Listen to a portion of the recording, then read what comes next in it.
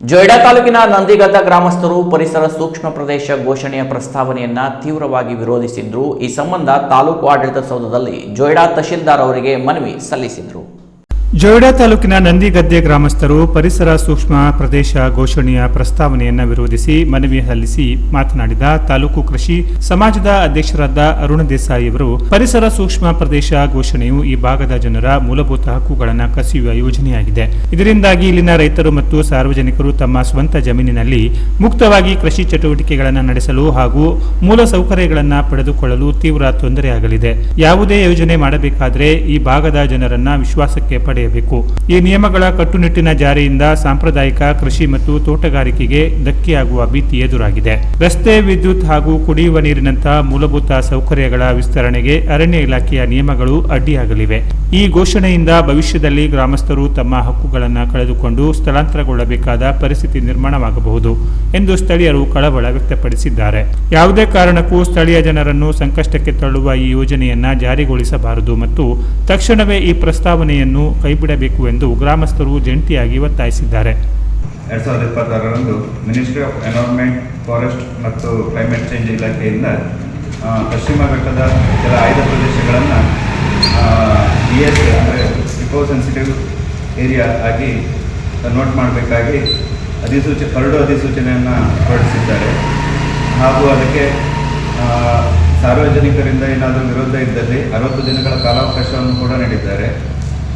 ಈ ESA ಆಗಿ curd ಸೂಚನೆ ಹೊರಡಿಸುವಂಥ ಏರಿಯಾದಲ್ಲಿ ಜೊಯ್ಡಾ ತಾಲೂಕಿನ 88 ಹಳ್ಳಿಗಳು ಇವೆ. ಅದರಲ್ಲಿ ನಾವು ನಂದಿಗದ್ದೆ ಗ್ರಾಮ ಪಂಚಾಯಿತಿಯ ನಾಗರಿಕರು ಈ ಯೋಜನೆಯ ವಿರೋಧವಾಗಿ ತಾಲೂಕು ದಂಡಾಧಿಕಾರಿಗಳಿಗೆ ಮನವಿಯನ್ನು ಸಲ್ಲಿಸಲಿಕ್ಕೆ ಬಂದಿರ್ತೇವೆ. ನಮ್ಮ ತಾಲೂಕು ಅಷ್ಟೇ ಅಲ್ಲ, ಇಡೀ ಉತ್ತರ ಕನ್ನಡ ಜಿಲ್ಲೆಯ 2 ತಾಲೂಕುಗಳನ್ನು ಹೊರತುಪಡಿಸಿ ಉಳಿದೆಲ್ಲ ತಾಲೂಕುಗಳ ಗ್ರಾಮಗಳಿಗೂ ಕೂಡ ಇದರ ಪ್ರಭಾವ ಆಗಲಿದೆ.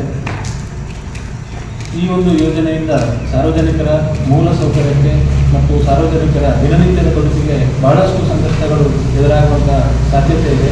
ಈಗಾಗಲೇ ಹಲವಾರು ಬಾರಿ ಕೇಂದ್ರ ಸರ್ಕಾರ ಈ ಒಂದು ಕರಡು ಮಸೂದೆಯನ್ನು ಹೊರಡಿಸಿ ಜನರ ವಿರೋಧದ ನಡುವೆ ಅದನ್ನು ಒಂದು ರೀತಿಯಲ್ಲಿ ಸ್ಥಗಿತಗೊಳಿಸಿತ್ತು. ಆದರೆ ಈಗ ಮತ್ತೊಮ್ಮೆ ಈ ಒಂದು ವಿಚಾರವನ್ನು ಮುನ್ನೆಲೆಗೆ ತಂದಿದೆ. ಹಾಗಾಗಿ ಈ ಒಂದು ಜನವಿರೋಧಿ ಕರಡು ಮಸೂದೆಯನ್ನು ನಮ್ಮ ಗ್ರಾಮ ಪಂಚಾಯತ್ ಮಟ್ಟದ ಎಲ್ಲ ಸಾರ್ವಜನಿಕರ ಪರವಾಗಿ ಮತ್ತು ಕೃಷಿಕ ಸಮಾಜದ ಪರವಾಗಿ ನಾವು ಈ ಒಂದು ಕರಡು ಮಸೂದೆಯನ್ನು ವಿರೋಧಿಸ್ತೇವೆ. ಕೇಂದ್ರ ಸರ್ಕಾರ ಇಂಥ ಜನವಿರೋಧಿ ಕಾರ್ಯಕ್ರಮಗಳನ್ನು ಮಾಡುವಾಗ ಸ್ಥಳೀಯವಾಗಿ ಮೂಲಸೌಕರ್ಯಗಳಿಗೆ ಏನೂ ತೊಂದರೆ ಆಗದೇ ಇರುವಾಗ ಇಲ್ಲಿಯ ವಸ್ತುಸ್ಥಿತಿಯನ್ನು ಅರಿತುಕೊಂಡು ಇಂಥ ವರದಿಗಳನ್ನು ಅನುಷ್ಠಾನ ಮಾಡಬೇಕು ಅನ್ನುವಂಥ ಮನವಿಯನ್ನು ಈ ಸಂದರ್ಭದಲ್ಲಿ ಮಾಡ್ತಾ ಮಾನ್ಯ ದಂಡಾಧಿಕಾರಿಗಳ ಕಚೇರಿಯ ಮುಖಾಂತರ ಸಂಬಂಧಪಟ್ಟಂಥವರಿಗೆ ನಾವು ಮನವಿಯನ್ನು ಸಲ್ಲಿಸ್ತಾ ಇದ್ದೇವೆ. ಈ ಸಂದರ್ಭದಲ್ಲಿ ಉಪ ತಹಶೀಲ್ದಾರ್ ಸಂಜೀವ್ ಭಜಂತ್ರಿ, ಸುರೇಶ್ ವಕ್ಕುಂದ, ಜೊಯ್ಡಾ PSI ಜಗದೀಶ ನಂದಿಗದ್ದೆ, ಗ್ರಾಮದ ಪ್ರಮುಖರಾದ ಮಂಜುನಾಥ್ ಭಾಗವತ್, ಅಮರ್ ಭಾಗವತ್, ಸದಾನಂದ ಉಪಾಧ್ಯ, ಸಂಕೇತ್ ಭಟ್, ನರಸಿಂಹ ಭಾಗವತ್, ಗಂಗಾಧರ ಹೆಗಡೆ, ಬೇಜ್ಮಿ ಫರ್ನಾಂಡಿಸ್ ಹಾಗೂ ಸಾರ್ವಜನಿಕರು ಉಪಸ್ಥಿತರಿದ್ದರು. Canara plus news, Joida.